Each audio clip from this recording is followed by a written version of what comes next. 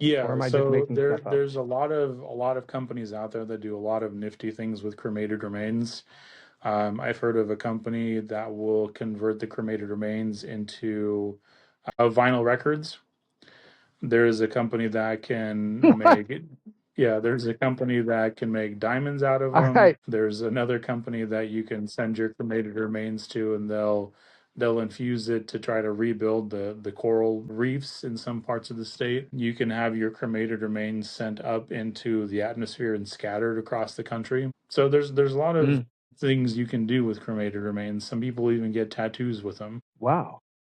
I remembered hearing a few years ago when one of the stars from the original Star Trek show died, and they launched his ashes, like that was part of one of the launches of a spaceship or whatever.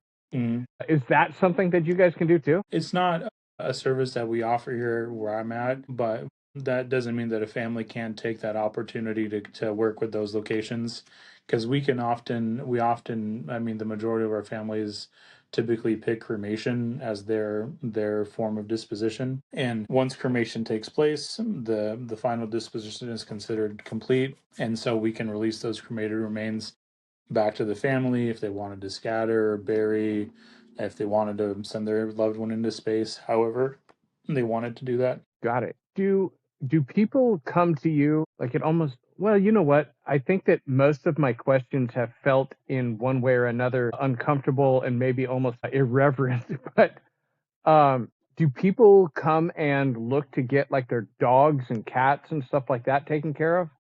Is that a thing? We get the question from time to time whether we do that, and Washington State is very strict on their rules and regulations, and you cannot cremate animals in the same retort that you cremate people in. It's not allowed, period. So there are Got it. dedicated places that take care of animals. There are animal cemeteries. There are organizations that will prepare and cremate animals to have them, returned to the family or interred as well in those pet cemeteries. When I told you that I wanted to interview you, Mhm. what was a question that you were thinking that I would probably ask? Or what's a question that you think I should be asking? Well, I mean, the one question I think that I get asked the most is what's the craziest thing I've seen? And to be honest with you, there's one too many things to count. I've been a part of crime scenes before, so there's been a lot of interesting things that I've seen. I could probably write at least two books worth of just stories and events and things that have Yeah. happened. So I can't really nail down one specific moment, and of course I won't get into too many details, but I've had my own moments where I've lost sleep and lost my appetite based on some of the things that I've had to keep myself around, and that's not always entirely true. We see young people, we see folks who have lost their battle with cancer. We see even little ones who didn't have an opportunity to grow up.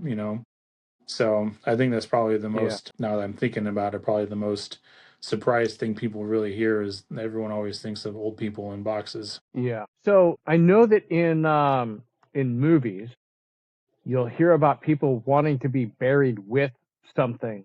Are Mhm. there That's a real thing, right? What kinds of things do people, is common and what's uncommon? I think probably the most common items I've seen are letters, photographs. My favorites when they have like the grandkids or the little ones write like drawings and things like that they include.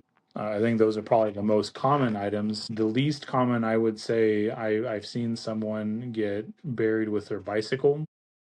They had to disassemble the bike to get it to fit into the casket with the gentleman, but that's really what he wanted was to have his bike with him when he went.